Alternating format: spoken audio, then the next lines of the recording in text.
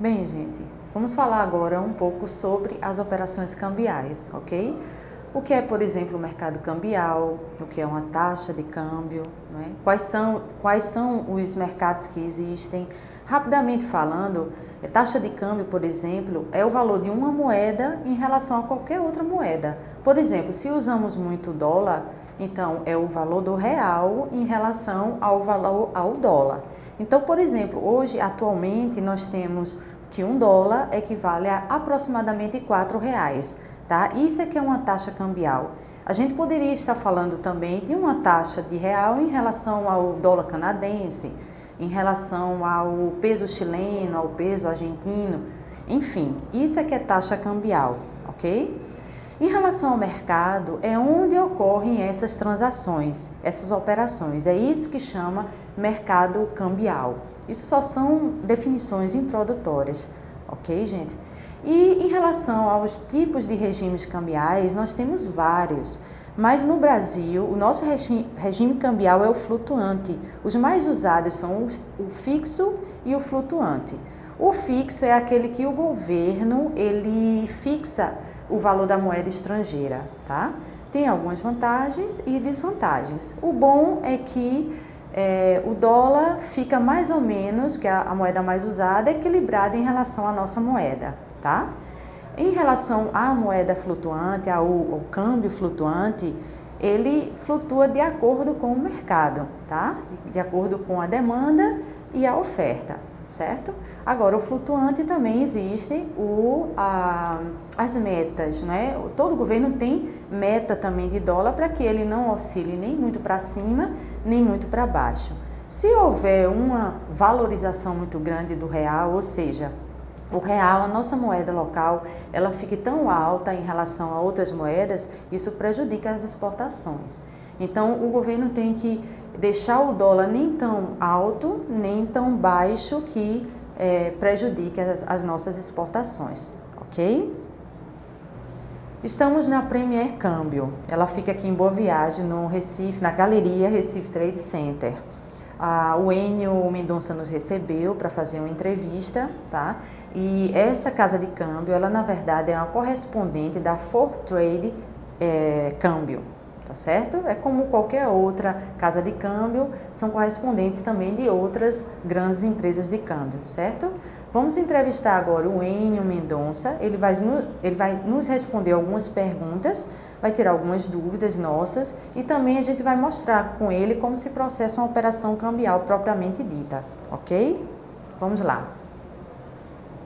Enio, muito obrigada primeiramente por nos receber. A gente gostaria de perguntar a você como se processa essa operação.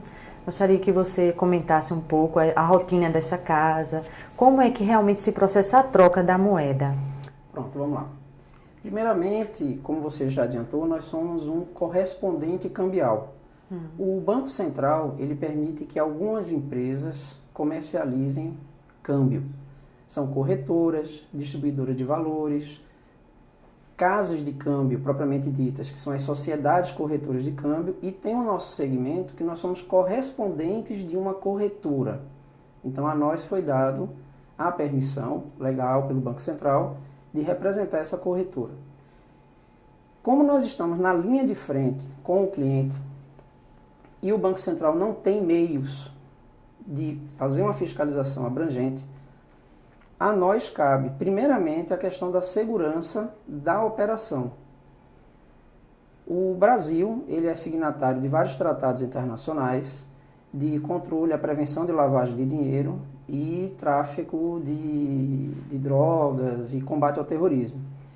Então, no Brasil existe o órgão chamado COAF, que é o Comitê Operacional de Aplicações Financeiras, vinculado ao Banco Central, que determinou que as corretoras, as sociedades corretoras, instituíssem ferramentas de controle para que as operações de câmbio aqui na ponta, elas sejam seguras para quem compra e vende, para nós que compramos e vendemos e para a União. Então, a primeira coisa que as casas de câmbio sérias têm de obedecer são as regras de compliance, né? Que são as regras que verificam se a operação está sendo feita de forma correta. Certo.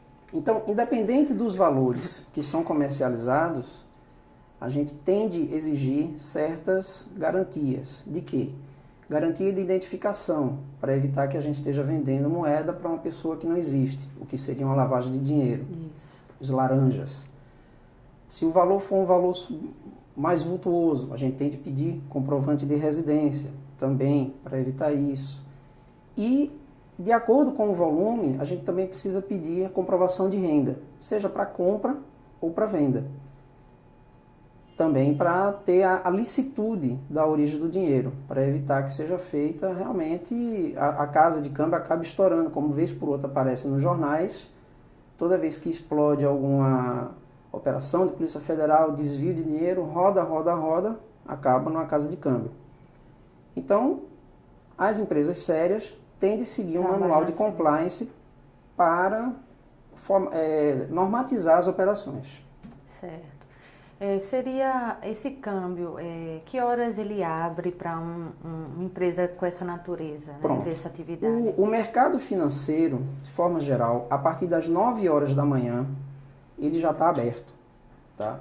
Embora que, no nosso segmento, como a gente atende diretamente pessoas físicas, a gente sente o mercado a movimentar realmente durante o horário bancário, entre as 10 e 16. Tá? Mas a partir das 9 a gente já tem um parâmetro das taxas, já sabe mais ou menos como que vai estar o mercado. E nesses períodos agora que a gente está com muita incerteza política, muita incerteza econômica, várias nuances internacionais interferindo, então desde as 9, antes mesmo de sair de casa, a gente já está com um programinha no celular, acompanhando se a taxa está subindo, se está descendo, porque os clientes começam a ligar e a gente não pode dar uma taxa nem muito alta, que espanta o cliente, nem pode garantir uma muito baixa, porque pode ser que às 10, 10 e meia o mercado suba e aí eu não tenho spread suficiente para cobrir a minha operação. Né? O spread é aquela diferença entre a compra e a venda. Certo. É o ganho de vocês? Seria o ganho nosso. O spread. Isso, certo. Exatamente. Então, a partir das 9 já vai, e quando dá 4 horas, 4 e meia, horário de São Paulo, né? Então, assim, para a gente agora que está no horário de verão, às 3 horas, 3 e meia, a taxa que termina é a taxa que a gente vai até às 5 horas. Certo. Mas sempre atento aos noticiários. Então, internamente, se processa dessa forma, a operação cambial? Com relação ao funcionamento do horário. Da casa e do horário, certo. Isso. E a rotina padrão, que a gente precisa saber um pouco como funciona. Pronto. Como eu tinha falado no início, a questão principal da casa de câmbio é a segurança da operação. Então, todo cliente que chega, primeira coisa que a gente verifica é se ele já é cadastrado com a gente. Se não é, a gente solicita a documentação. Quando a operação é inferior a R$10 mil, basta a identidade CPF. Eu faço uma verificação para ver se o CPF está válido na Receita Federal. Se tiver, eu faço uma fichinha simples com os dados de residência, telefone, profissão. Guardo o documento de forma digital, que o Banco Central dá essa premissa de guardar físico, uma xerox, ou meio digital.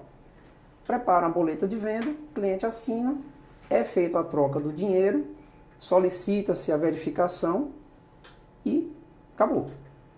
Já então, tá pronta a operação em si é só essa. Agora tem a parte dos bastidores. Aí vai a reposição do nosso estoque, o envio dos reais para o banco, a recompra dessas moedas junto à corretora que me fornece.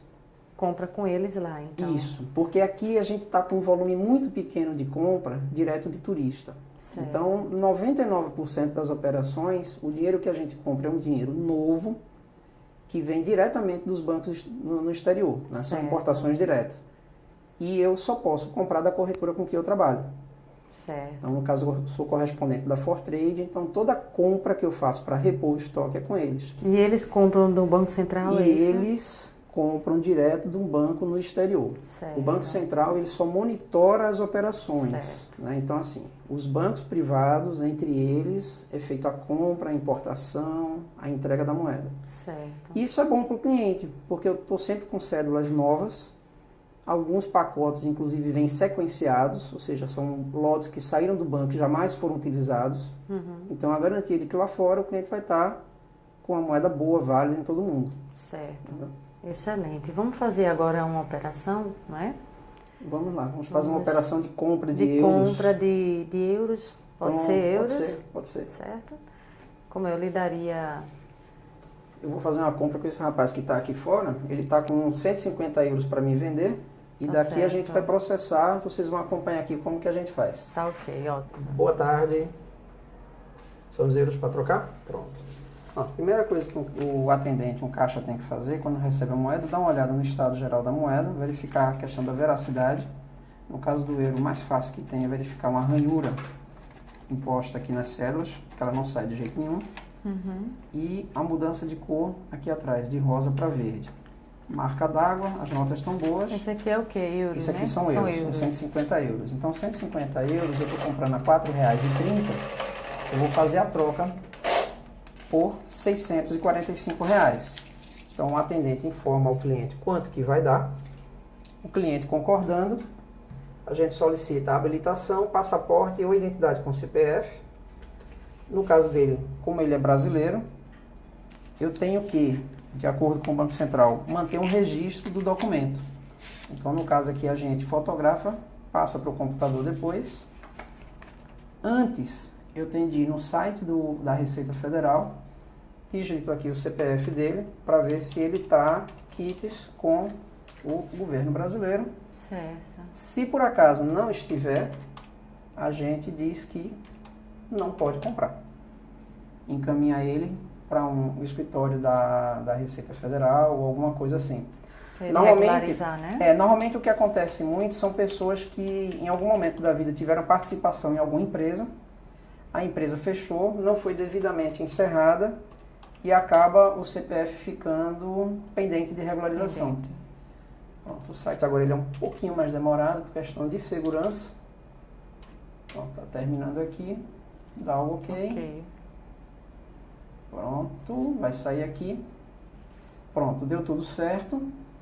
Tá válido. Pronto, então agora eu posso proceder à troca. Vou pegar aqui todos os dados dele, alguns que já estão aqui, outros eu vou solicitar e-mail, telefone, o CEP da residência, tudo. Como é uma troca de valor pequeno, eu não preciso do comprovante de residência, isso aqui basta. Ao final da operação, eu vou imprimir um comprovante, solicitar que ele seja assinado. Já tinha visto aqui o valor da troca, que deu R$ 645.